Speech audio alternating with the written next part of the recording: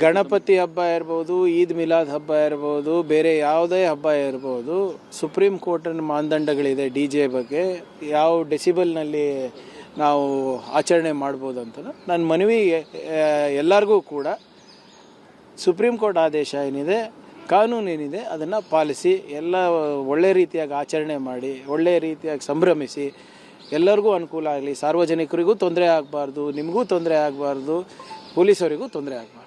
ಕೆಲ ಸಂಘಟನೆಗಳು ಈಗಾಗಲೇ ಮನವಿ ಕೊಡಬೇಕು ಡಿಜೆ ಬಗ್ಗೆ ಪರ್ಮಿಷನ್ಗೆ ಅಂತ ಹೇಳ್ಬಿಟ್ಟು ಕೊಡಲಿ ಸರ್, ಯಾರನ್ನ ಏನಾದರೂ ಕೊಡಲಿ. ಈಗ ನನಗೇನು ರೂಲ್ ಅನ್ವಯಿಸ್ತದೆ ಅದು ನಿಮಗೂ ಅನ್ವಯಿಸ್ತದೆ.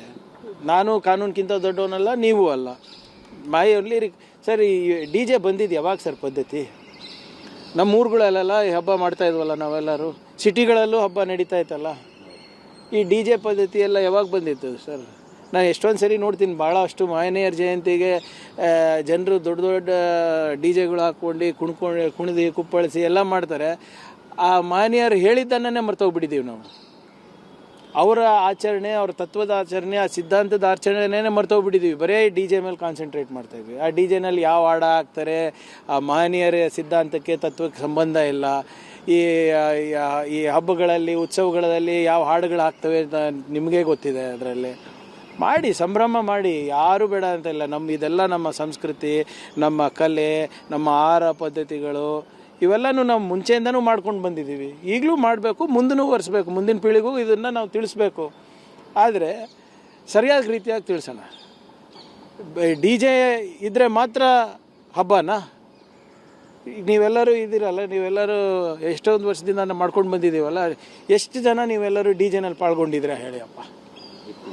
ಇತ್ತೀಚೆಗೆ ಪ್ರಾರಂಭ ಆಗಿರೋದು. ಮಾಡಿ, ಬದಲಾವಣೆ ಆಗ್ತಾ ಇರುವಂಥ ಸಂಭ್ರಮಗಳಲ್ಲಿ ಅಥವಾ ಪದ್ಧತಿಗಳಲ್ಲಿ, ಆಚರಣೆಗಳಲ್ಲಿ ಅದಕ್ಕೂ ಸಹಕಾರ ಮಾಡೋಣ. ಆದರೆ ಯಾರಿಗೂ ತೊಂದರೆ ಆಗಬಾರ್ದು, ಸಾರ್ವಜನಿಕರಿಗೂ ತೊಂದರೆ ಆಗಬಾರ್ದು, ನಿಮ್ಮ ಸಂಭ್ರಮಕ್ಕೆ ತೊಂದರೆ ಆಗಬಾರ್ದು, ನಮ್ಮ ಏನು ವ್ಯವಸ್ಥೆಗೂ ತೊಂದರೆ ಆಗಬಾರ್ದು.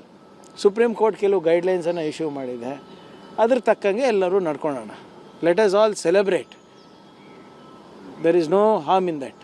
ಬಟ್ ನಿಮ್ಮ ಸಂಭ್ರಮದಿಂದ ಸಾರ್ವಜನಿಕರಿಗೂ ಅನಾನುಕೂಲ ಆಗಬಾರ್ದು. ಯಾವುದೇ ಸಂಘಟನೆಗಳಿರ್ಬೋದು, ಯಾವ ಧರ್ಮದ ಸಂಘಟನೆಗಳಿರ್ಬೋದು, ಸಮಾಜದಲ್ಲಿ ಹೌದಪ್ಪ ಇದೊಂದು ಆಚರಣೆ ಬರ್ತಾಯಿದೆ, ನೋಡಿ ನಾವು ಆನಂದಿಸೋಣ ಅಂತಿರಬೇಕು. ಹೌದಪ್ಪ ಈ ಪದ್ಧತಿ ಚೆನ್ನಾಗಿದೆ ಅಲ್ಲ, ನಾವು ಆಚರಣೆ ಮಾಡಬೇಕು ಅಂತ ಇರಬೇಕು.